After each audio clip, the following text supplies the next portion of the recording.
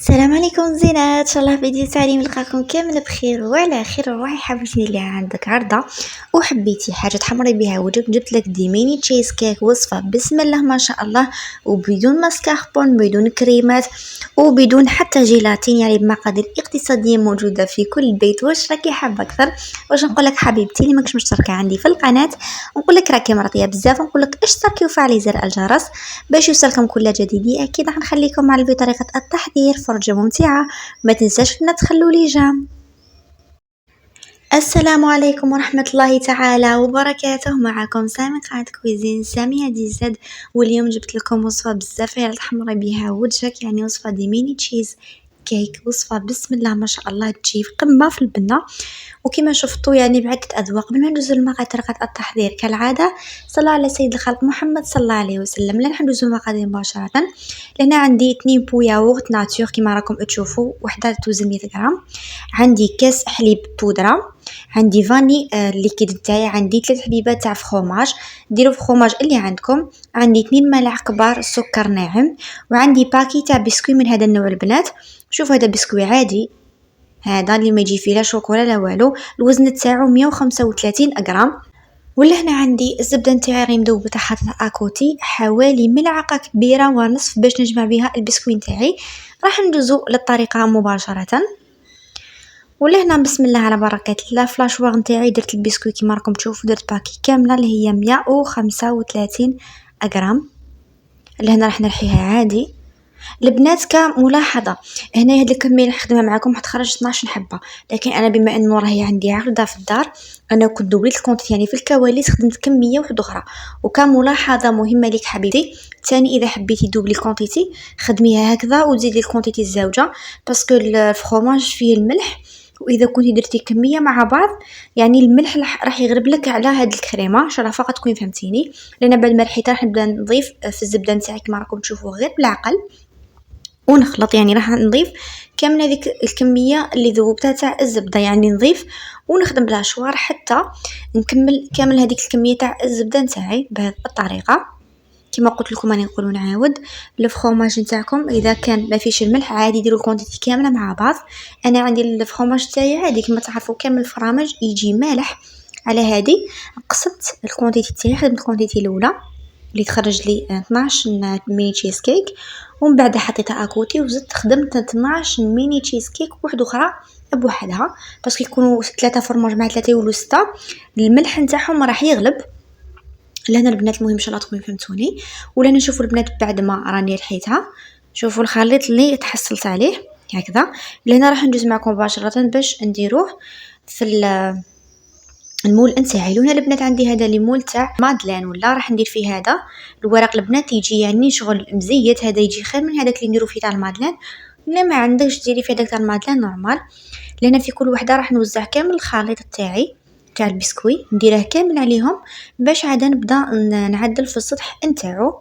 ولهنا بعد ما تكمل الكميه تاع البسكوي نتاعي لهنا راح ناخذ كاس ونبدا نضغط عليها ونهبط في الحواف باش ما يبقاوليش الحواف طالعين تاع البسكوي نتاعي. هذه شوفوا البنات نضغط ضغطه مليحه ونهبط تاع الحواف كما راكم تشوفوا بهذه الطريقه هكذا نعدلها باش تجيني الحبه نتاعي بيان فيني كي نحيها من هذا الورق نتاعي تاع الكاب كيك بهذه الطريقه. شوفوا البنات راح نخدمهم كامل هكذا، راح نحطهم اكوتي ونجوزو باش نبريباريو الكريمه نتاعنا اللي راح نصبوها فوق هذا البسكوي. ولا هنا بسم الله على بركه الله البنات في لاشوار نتاعي راح ندير هادو 2 بو ياغورت ناتور نتاعي.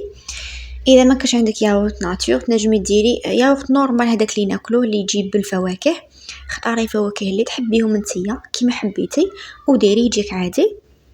انا على هذه كي درت هذا ما فيش الحلاوه كنت درت 2 ملاعق تاع السكر.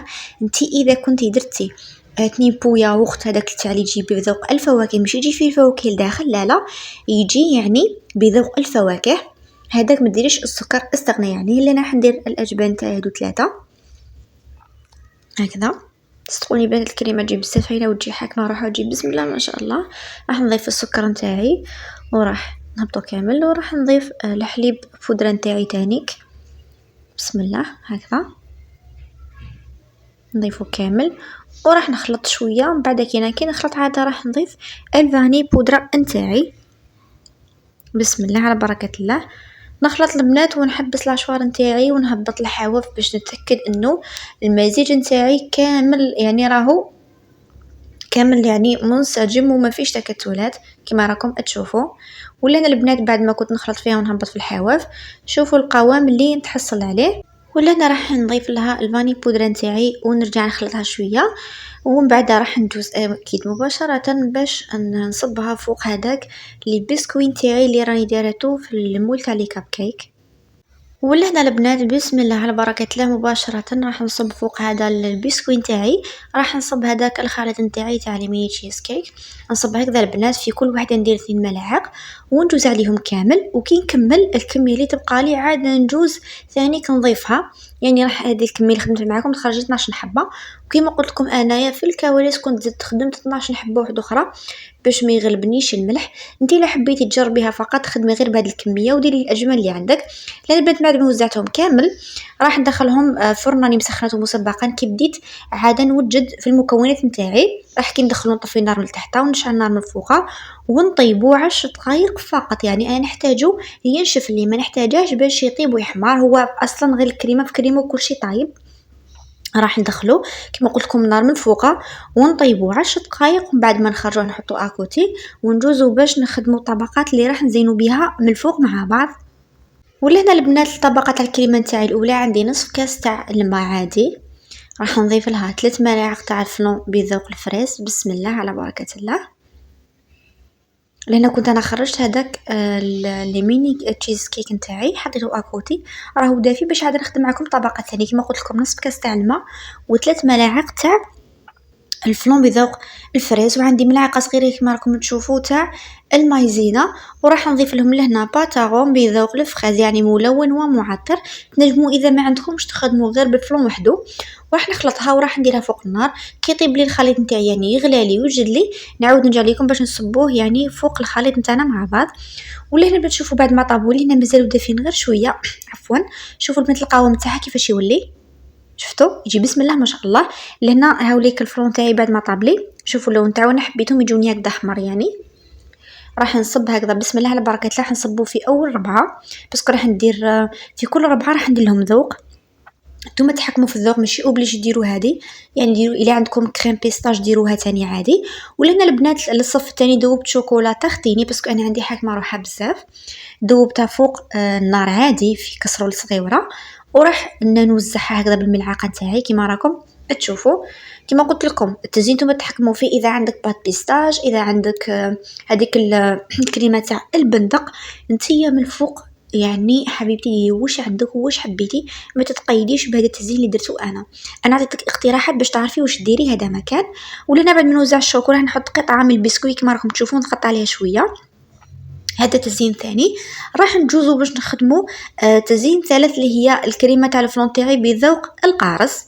ولهنا بسم الله على بركه الله في كاسرول راح نضيف نصف كاس تاع الماء، وراح نضيف عليه 3 ملاعق تاع الفلون بذوق القارص. ولهنا انا كاينه حاجه ما صورتهاش مقطع صغير واللي هو ضفت لها باتاغون تاعي تاع القارص. ولهنا ثاني راح نضيف لها ملعقه هكذا تاع المايزينا نتاعي نشا زوره ونطيبها فوق النار ونعاود نرجع لكم. ولهنا البنات هاوليك بعد ما طيبتها كما قلت لكم ضفت لها معطر وملون بذوق القارص باش نزيد نعزز الذوق واللون. ولهنا راح نصبها هكذا وراح نخليها تبرد لي اكيد، ونخليها حتى تبرد لي برا مليح مليح. من بعد ندخلها للثلاجه تبرد لي على الاقل من 4 ل 5 ساعات باش الكريمه تحكم لي روحها والطبقه تاعي تحكم لي روحها مليح مليح، ونرجعوا باش نزينوها مع بعض اكيد. ولهنا البنات بعد ما جزت لي عليها حوالي 5 ساعات، شوفوا البنات كيفاش حكمت لي روحها خابيه.